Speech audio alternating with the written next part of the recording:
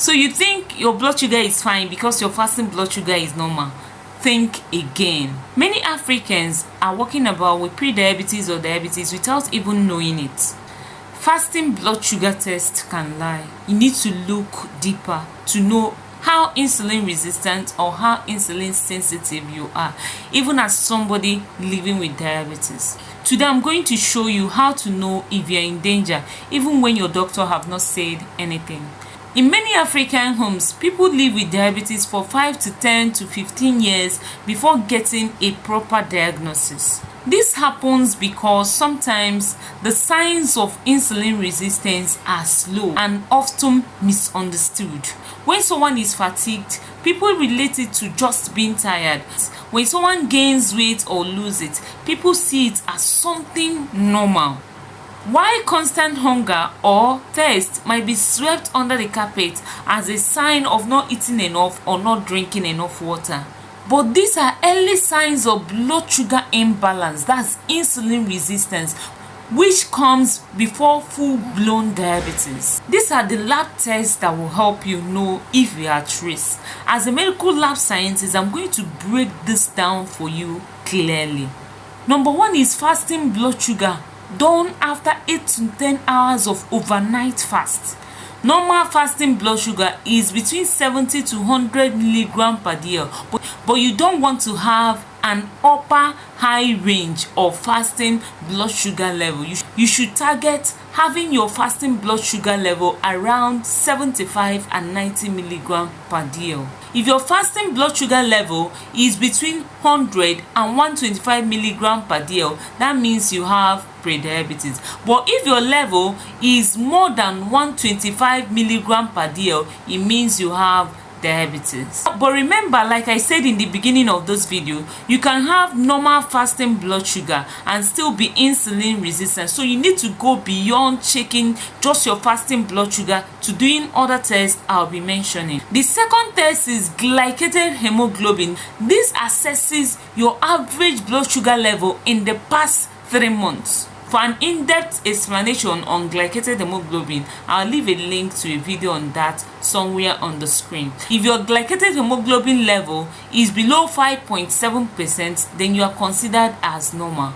But if your glycated hemoglobin level is between 5.7 to 6.5%, you are considered as pre-diabetic, while anything more than 6.5% is diabetes. So this gives a better picture of your blood sugar status, but it is not so specific because there are other conditions that can cause elevated glycated hemoglobin. The next test is oral glucose tolerance test. This measures your body's ability to tolerate glucose, or rather your body's ability to metabolize glucose effectively. There are 2 different methods for doing oral glucose tolerance test.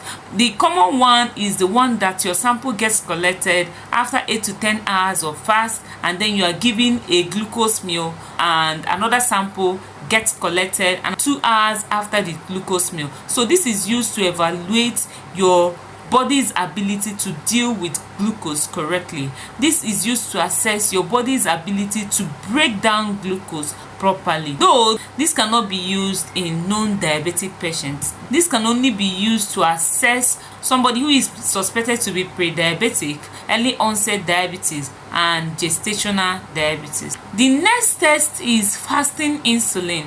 This is what many people miss out, but this is one of the most important tests that will really show you if you are insulin sensitive or insulin resistant. This test can as well be done by people who are already diabetic. So this is used to check your fasting insulin level, and it shows the level of effort your body is putting in to stabilize your blood sugar.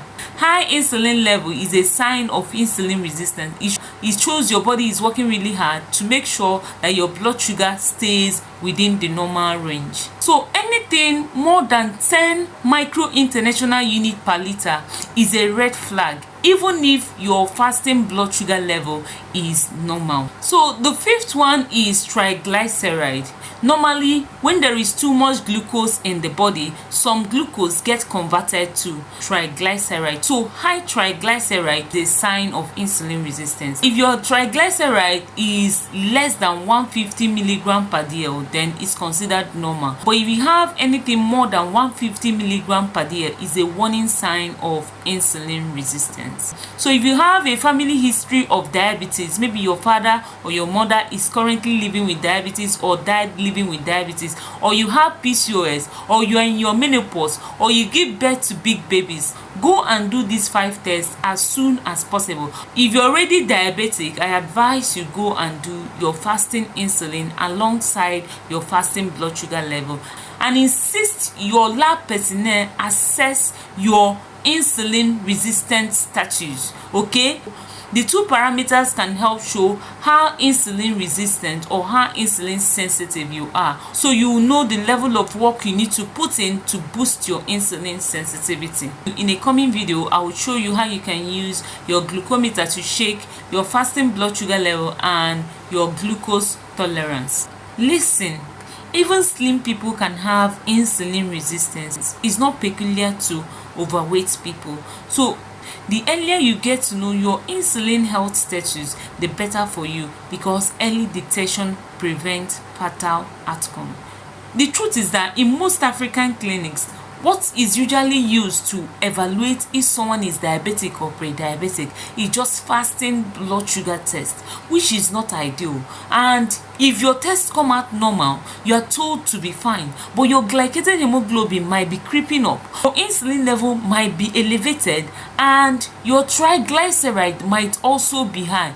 That's the rationale behind this series, to empower you to take charge of your health. In order to help you do that, especially if you're already diabetic, pre-diabetic, or insulin resistant, I created a 7-day blood sugar reset plan for you. It includes a bonus self-assessment chart, so you can check your symptoms, numbers, and warning signs yourself. Knowing empowers you. Taking action heals you. You deserve to know, and you deserve to heal. No more guesswork.